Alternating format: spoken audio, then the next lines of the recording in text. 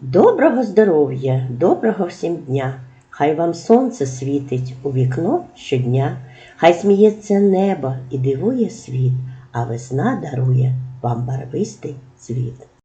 Буква Щ нас зустрічає, щире щастя всім бажає. Буква Щ сказала Ша, ти стрибаєш, як лоша, я на тебе дуже схожа, хоч стрибати так не можу. А відгадка тут проста. Я з хвостом, ти без хвоста. Діти, так чим же відрізняється буква Щ від Ша? Діти, зверніть увагу, буква Щ позначає два звуки Ш та Ч. Давайте згадаємо, які букви ще позначають два звуки.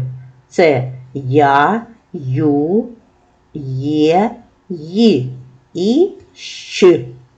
Давайте назвемо слова, в яких є буква Щ.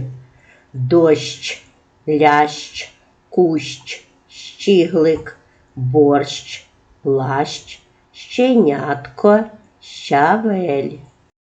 Послухайте уважно вірш і назвіть слова, в яких є буква Щ. Ящерка від дощику, в щілинку під ліщинку, швидко шмигнула, іди іще дощику.